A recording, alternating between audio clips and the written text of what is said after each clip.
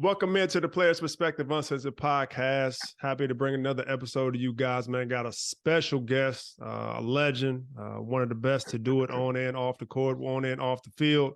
One of the OGs that I looked up to when I was coming up, man. We got Ivan Green in the building. Ivan, man, welcome to the podcast, bro. Man, I appreciate you having me, man. I'm excited. I'm ready to roll, man. Yeah. I forgot to throw all high school All-American, college All-American. You know, I got to make sure I catch all the accolades, man. I can't leave nothing out. Hall of Famer. Hall of Famer. Yeah, How's man. everything been going, man? Everything's good, man. Everything's great. Life's good. I can't complain, man. Just trying my best to live the dream, man. You know. Got you. First thing I always ask my guests, man, when we hop on the podcast, are you a bourbon guy? And if so, what's your go-to if you do have a bourbon? Here, I just became a bourbon guy in the last 3 or 4 years, actually, man. But so one of my favorite go-tos is the simple one, the easy one, 1942. Nice. Smooth. Yeah. And it's nice and smooth, so that's one of my go-tos. So. Nice. Okay. Next time we out, man, we have to get on that 1942. Definitely, man. Definitely. It's a good bourbon, man. I like it. That ain't too harsh on me, man. You know, I'm bourbon. Right. Well, let's jump into the athletic side of it, man. Coming up, two sports star, man. You play football, you play basketball. A lot of people know you for football. But who was your inspiration coming up, man? Like as far as playing basketball and as far as playing football? Really, it was a bunch of my friends playing basketball. You know, I came up with Jason Osborne, so he came in there, man. That was our savior, man. We brought up to him, and he would take care of us. But just a lot of athletes. We grew up in the era with a lot of athletes and a lot of good sports at every school. So, just the Jason Osbornes and the Derek Andersons, they were the ones that were around when I was. And as far as football, man, I just played with a bunch of greats. I played with Chris Redman, played for the Baltimore Ravens. I played with Chris Pointer, Don Bill, a bunch of guys, man, growing up. All of our friends were very competitive. And you know how it was growing up, man. You play ball, you played to win, and we played for a purpose. So my main hero, though, was my mom. I wanted to always impress and just take care of and never let down my mom. So I played for her a lot. Facts. Now, were you always a tight end, or how did you come to fit or mold into that position?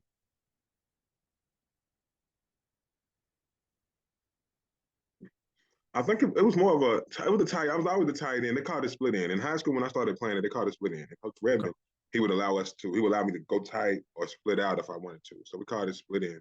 And it was more of a slot position, and we just took advantage of the mismatch. A lot of times in the slide or on the tight end, you get on a linebacker who's slower or a safety who's a little smaller, so you can take advantage of the mismatches that come with the tight end or the split end. When I got to U of L, I played fullback. My freshman year, I played fullback, came out of the backfield. But it was similar, going to motion like an H-back type of guy. But back then, there weren't no small tight ends. The tight ends were big. All of the H-backs and the fullbacks, they used them as the hybrid tight end. They put them in motion and mismatch. So I played tight end my freshman year before I actually moved to the smaller version of the tight end. Now, in high school, you played on one of the all-time great teams, not only locally, but nationally as well. You guys set, I don't know how many records, especially on offense. You played, some of the guys you mentioned, Chris Redman, Don Bibb, Antoine Wardlow, Rashad Holman. You guys had countless high Division I athletes on your team. So when you were being recruited, man, what made you choose Louisville? And if it wasn't Louisville, what school do you think you would have went to? I went to visit a ton of schools, man. We went to visit Michigan State. We visit Florida State, a lot of the big schools. We went to actually go visit and see what they were about. But back then, I was a receiver and I wanted to play early, and I wanted to go somewhere where they were passing. So really, the only team that were passing back then, funny was Boston College, and then University of Louisville. I narrowed it down to Louisville because I wanted my mom and my stepdad to be able to come see me play 100% of the time, no matter what. Put them on the road, And when I narrowed it down to Boston College and Louisville, it was the proximity of it and the closeness to my mom, so she can come see me play. So that was my reason for picking U of L. And then it was just crazy because it kind of spread, and all of us picked U of L, and we Right. all ended up playing high school ball together and college ball together. So it worked out. So if you didn't go to Louisville, would you have went to Boston College? You think? Yeah, it would have been Boston College, but my third choice was UK. That same year, Tim Couch had committed to UK, but he was a year behind us. So Hal So I would Mummy have was had to, already there. yes. Okay. No. It was Coach Glazer. Great. Okay. Yeah, it was a guy named Bill Glazer. He was up there, and then he ended up leaving, and Hal Mummy picked up, uh, and he ended up signing Tim Couch, and we was gonna have a quarterback because I wanted to make sure we had a quarterback when we were going in. And then because Chris had signed with Oklahoma, and I wasn't going down to Oklahoma, so we ended up teaming up. He ended up coming the last minute and ended up working out.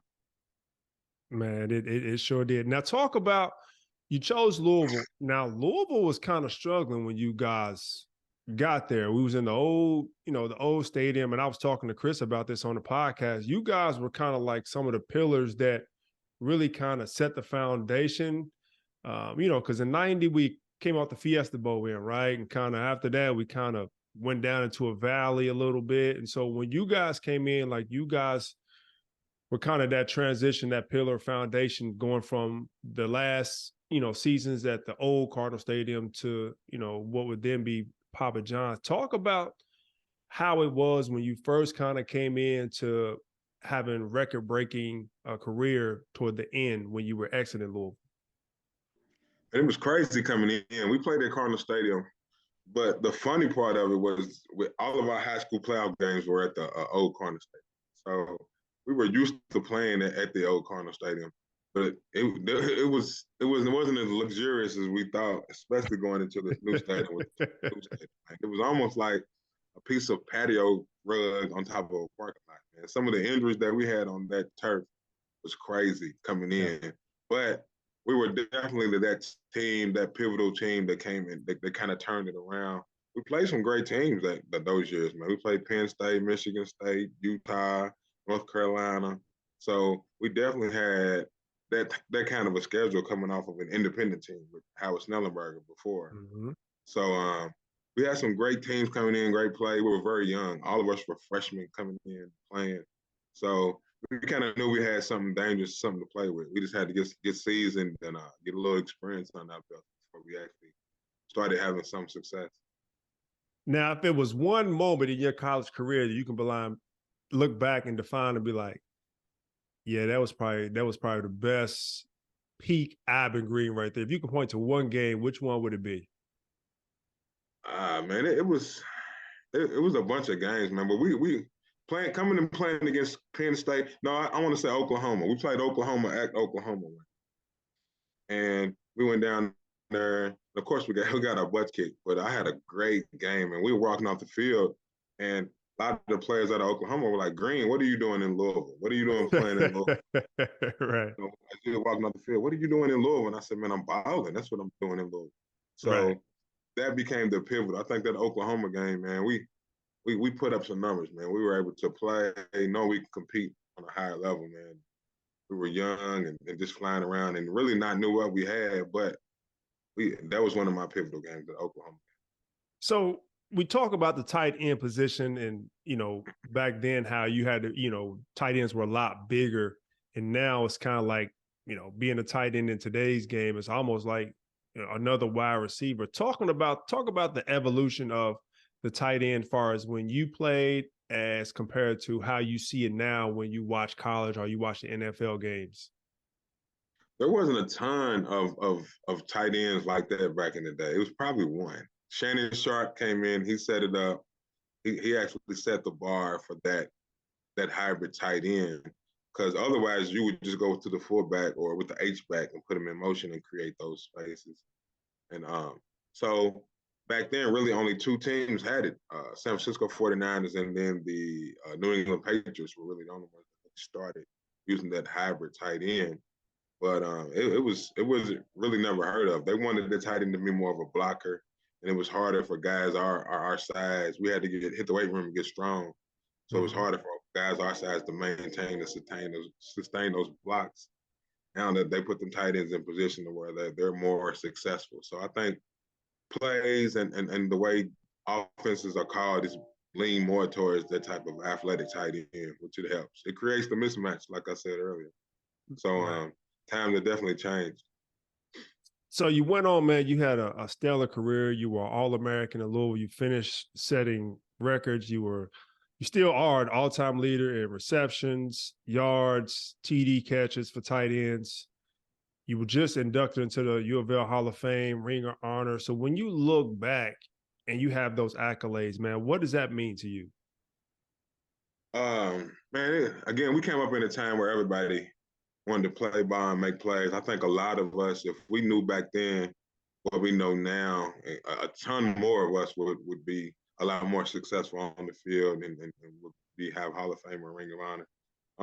I kind of did it for the city, man. We all just played ball and we had great fans. I love the fans and we just come up making plays. That's what we did growing up. I didn't even really like football. I was a basketball guy. So, but a bunch of my friends played football, and when they went to practice, I would be bored at home. So I joined the football team. And you see how it worked out. Coach Redmond grabbed me when he first got to Mayo. He said, "You want to play ball?" He said, "I told him I was a basketball player." He said, "Well, the coach is playing you at center, and you're 6'2". Made me a 6'2" center in college, and he said, "Come play for me. I'll make sure your mom doesn't have to pay for college." And so it was a no-brainer, man. I went in, and I guess you see where it went from there. The success. I was blessed enough to have the success that my school paid for, and go a little bit above. So it was crazy, but it ended up working out. Speaking of that, I was going to ask you what made you choose football, but I think I remember you guys playing Oak Hill one time. They were number one. They had Ron Mercer, I want to Yeah. say. Yes, we played at the Battle of, it was one of them tournaments we played over at Broadbent Arena, and we played Ron Mercer, and they killed us. We was tied on. We was down by one at halftime. They came back and they killed us, man. But we played some ball, man. We won the LIT the 2 years straight, junior, senior year.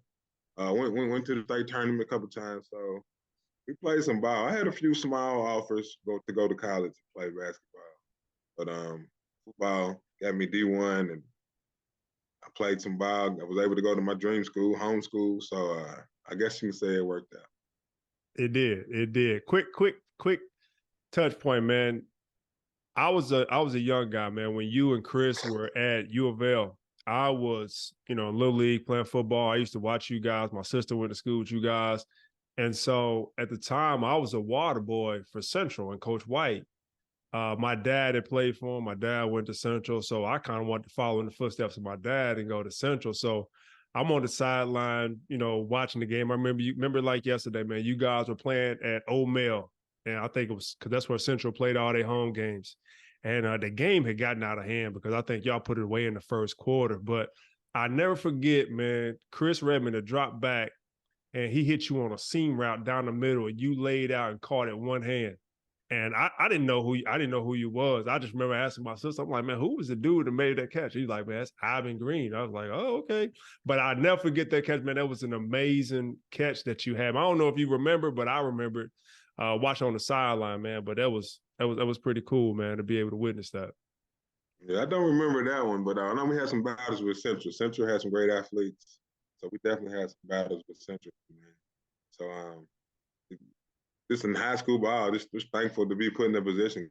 Coach Yeah, Redmond put us in a position to make plays, man, take advantage of our athleticism, and man, it was fun times. definitely. So when you look at U of L now, Coach Brahms come home. He was at Purdue, led Purdue to the Big Ten championship game. Now he's back at U of L. Led U of L to 10 wins in his first season. What are your thoughts on Coach Brom and what he's doing with the University of Louisville football program and how you see the football program now moving forward? I think Jeff's doing a great job, man. I've been on Jeff for a while, coming in. I think he's doing a great job of recruiting. I think that was my main problem with the last coach, Coach Sat. I think he just couldn't get those key guys in. Jeff's able to take advantage of the transfer portal early and make some noises, man. And I think we're going to be an even better team next year. We had a great year this year, and I think we're going to be an even better team next year. I think he's also done a great job of reaching out and tying up these locals. The local athlete here and back in the day didn't get out of Kentucky, so Right. I think he's doing a great job of getting those key athletes to from home to stay home, and also taking advantage of that transfer portal. So we're definitely going to be making some noise, man. I'm looking for big things coming out of Jeff.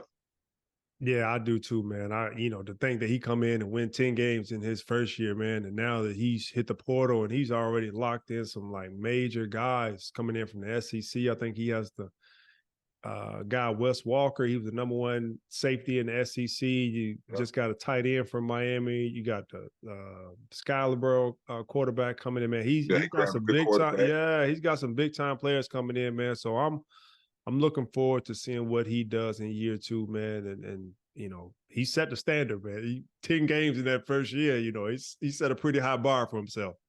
He definitely set a pretty high bar, and honestly, I'm thinking I think he'll do better this year to the point of where, um, not the same thing like that, but it'll be we're gonna have to make him an offer that we can keep him in here because he's a great coach, Yeah. and a lot of teams will be grabbing him for those opportunities, man. So I'm looking for a humongous. If we had a great year this year, I guarantee we'll probably have a humongous year. So Yeah. Jeff's got some great team. We got a great staff around him. Got a great staff with him. So I'm looking for him to make some noise. We landed a quarterback. We're always been quarterback youth. So we were due for a quarterback. I think we hit that man, and I think we're going to do some great things next season. Facts. Now, what's your thoughts on NIL? It's been a big game changer in college athletics. Now, what's your overall thoughts on NIL? I think NIL is a great thing. I've always been on the athlete being rewarded in some kind of a way, and no one really wanted to. Now, a lot of people are saying that, yeah, the NIL is a bad thing and it's out of control, which, I mean, you may say that, you may or may not, but in the past years, coaches have been able to leave and go do whatever they want to do without any repercussion, any reprimands or anything. They don't have to sit out a year. They don't have to do anything. In fact, they don't. If they work, they don't get paid. So like you got Jimbo Fisher down there, he's making out millions and millions of Man, dollars. 76. Yeah, and then back in the day, a kid takes a suit to go to a funeral or a wedding or something like that, and he gets his whole career destroyed. So Right. I think it's a good thing. I think over in the future they'll be able to get a control on it a little better. But I think it's more conducive considering all the millions and billions that these universities are making on the backs of these kids. And I know a ton of kids whose parents were struggling financially, and they would have to stress and worry. They were sick and they were away. They were worried about their mom's lights being cut off, different things. So I think this kind of is able to go towards the direction of even in the playing field in some of these crazy situations that these kids' families are in. It can help them out big time because the university can make millions of dollars. Why can't the kids? Right. I'm with you, man. Especially being a former athlete, I'm all for athletes getting paid, right? Because when we were in college, you got your monthly scholarship check, and we were all struggling, just trying to make it stretch to the next one game. But Man, we got $42 a week, and that was it. We got $42. We went and got a haircut, and had some fun with the rest of the little bit of money we had. But just to think about a lot of the things that the NIL is doing now, it would have been fun to have it back then. But I'm glad that they're looking out more for the athlete. exactly, the game is progressing, and I think what you said you touched on, man. I think a lot of people look at it from that aspect because you have some, collegiate athletes that have kids. Yeah, They're yeah, not I was able. one of Yeah. them. And so, they're I not was one able of them. to go out and get a job and work. And, having kids is expensive, man. So they're not able to go out, work and get a job, they're trying to continue their education. So when you look at it from a standpoint of a kid getting an NIL deal, that helps him take care of his family, helps him take care of his kids. Like you said, he might be able to send money back home to his mom and dad. because he's coming from a struggling family. Hopefully he can make it to the next level to be able to take care of them. But like, there's so many positive things to NIL. I think sometimes we get caught up in, you know, what kids are making. And I don't really believe half of, you know, the amounts that are in the media, but you know, some of these guys are making good money, you know, and I think it also gives advantage to, you know, your larger programs like your Texas and your Texas A&Ms who have a bigger donor base, have more access to resources. And so it's a big recruiting advantage. So I think from a standpoint of putting in guardrails, they're going to have to be some type of guardrails, just like professional sports. You got like a salary cap or some type of luxury tax or something to kind of level the playing field a little bit, just, you know, so it doesn't get out of hand, because who knows where NIL is going to be in like the next 3 to 5 years, right? It's always evolving. It's still fairly new. So I'm interested in seeing how going forward things evolve with this, because I'm all for athletes getting paid. And now you see it in the likes of like bowl games, you know, guys sitting out not wanting to play in bowl games because they might plan on transferring. Now, if a guy's going to be a top 10 pick or first round pick, you know, you understand. But now guys just not wanting to play just for the simple fact, man, I'm transferring somewhere else to get a bag. Ain't no point in me playing here no more. It's like, you know, you have to, you know, figure some things out to keep these bowl games interesting and keep these guys wanting to play with incentives. Yeah, I think so, and I think they have to definitely find a medium place and a medium middle place for them guys and the universities to come to an understanding and make some rules. But I think it had to happen because they were making a ton of money on the backs of an athlete, and to turn around and flip it like this, now you can put some guardrails in place to where it'll benefit the athlete as well as the university. Gotcha. Now, what's your thoughts on the transfer portal? Because now, you know, you're able to hop in the portal 1, 2, 3 times. It's almost kind of like a 1-year contract with NIL. It's like I play here, my good stats, somebody else might offer me a bag. What's your thoughts on being able to, you know, transfer? Because, you know, Louisville was playing Miami this year, and I listened to the announcer talk about they have a 7th-year senior or a kid that's been to, you know, his third school in 4 years. What do you think about, you know, the openness of the transfer portal? I think it's another situation where it's good, but it also needs to have some regulations and some rules.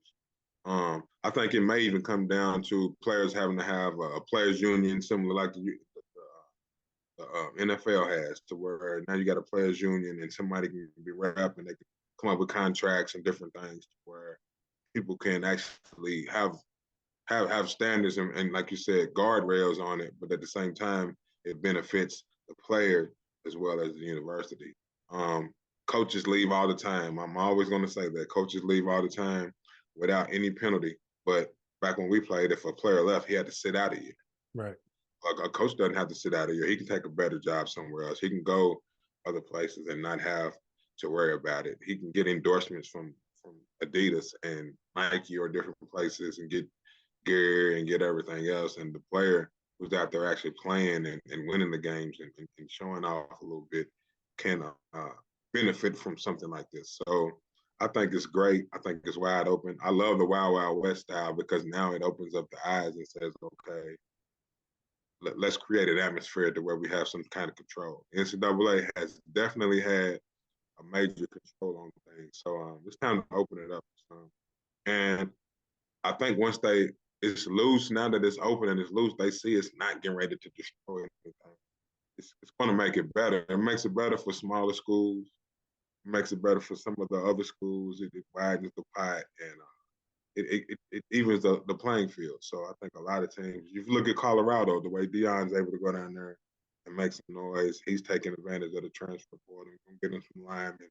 And now he's able to create some more opportunity for some people down in Colorado who would have never got it. So I think it's going to go a long way. I think you look up 10 years from now and it'll be a little more structured versus how it is now. But I think it's a good thing. And I think it's conducive to the athletes and the athletes. I think there's going to have to be some structure. Only thing that I don't like about the portal is I think that kids run from adversity, or they're not forced to figure things out when things get hard, or you're forced to look in the mirror like, okay, what am I not doing? Or what is it that somebody else is doing that I'm not doing, that I'm not getting better, or that I'm not creating opportunity for myself? Because, I don't like how our coach talks to me, or like, man, I'm not getting enough playing time. Like, I'm just gonna transfer. And not knowing that like the same things you facing here gonna be same problems gonna be someplace else. Wherever you go, you're gonna have to compete. You're gonna have to face adversity. You're gonna have to deal with coaches, all right? Because that's what they do for a living. They're gonna be on you. They're depending on you to make their livelihood. So I think there's great exceptions. Like if I'm going to school out in Seattle, right, and my mom or my dad gets sick and like, man, I need to be closer to home, man, it's a great exception. Or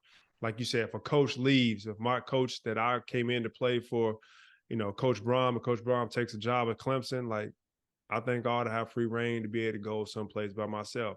And I'm not even saying that you shouldn't even be able to transfer at one time, but I think to be able to hop in the portal 3 and 4 times, I don't think I necessarily go with that.